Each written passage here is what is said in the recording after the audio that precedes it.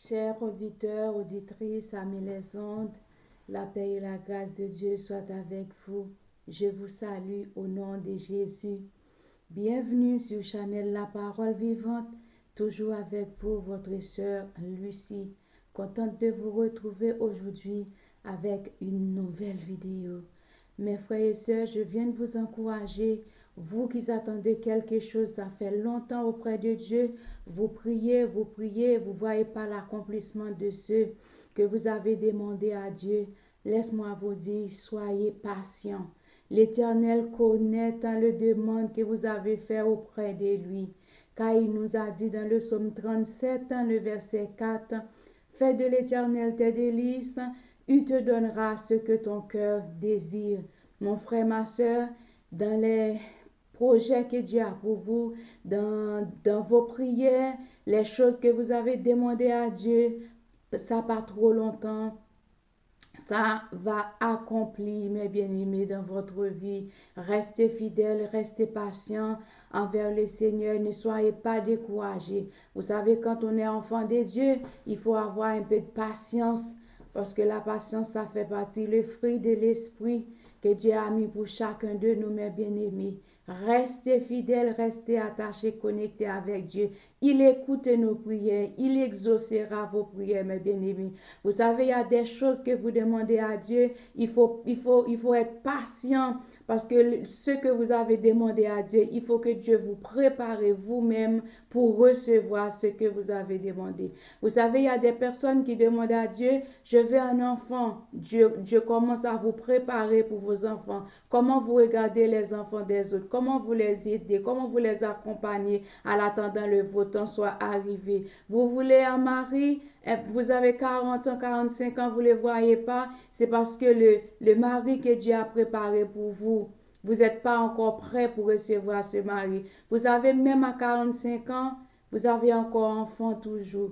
Vous n'avez pas la sens des responsabilités. Il faut avoir la sens des responsabilités. Si Dieu a un homme de Dieu qui l'a préparé, il ne va pas le laisser à un enfant qui ne comprend rien du tout, qui ne peut pas les accompagner, qui ne peut pas les aider. C'est pour cela, quand on prie Dieu, il faut demander à Dieu des signes pour être patient. Parce que Dieu, quand vous priez, il répond soit oui, non, attends, ou il vous donne quelque chose.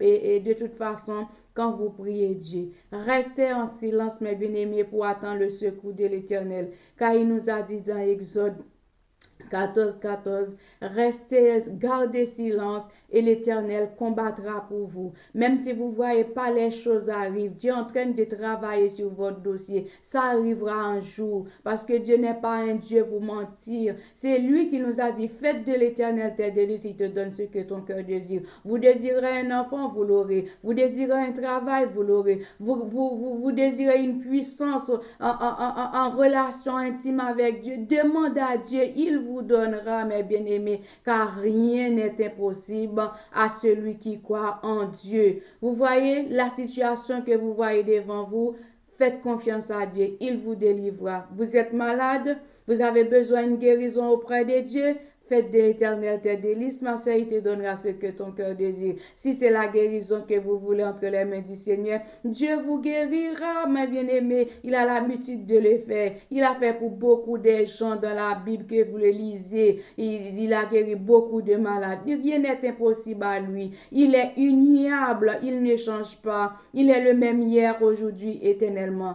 Soyez prudents, soyez confiants, soyez patients. Fixez notre regard sur l'Éternel des armées. Faites confiance en lui. Ne vous confiez pas aux hommes, mes bien-aimés. L'homme, il n'a rien de bon à faire pour nous. Ce n'est pas Dieu qui l'a utilisé pour faire quelque chose. Mais si vous fixez votre regard sur Jésus-Christ de Nazareth, il vous élèvera, mes bien-aimés, de toute façon, quel que soit le temps, les circonstances, mes bien-aimés. Ces petits encouragements que j'apportais pour vous et que Dieu vous bénisse, que Dieu vous garde, que Dieu vous fortifie. Gardez le silence devant l'Éternel, il agira pour vous. Vous vous souvenez de Josaphat qui était entravé, avec l'ennemi qui se dresse des embuscades partout pour lui. Il était fixé les regards sur Jésus avec une louange, une adoration qu'il a déclenchée. Il a mis la confusion dans le camp de l'ennemi. Vous voulez que l'Éternel fait tes délices, ma soeur, mon frère? Continuez à louer Dieu. Continuez à chercher la présence de Dieu.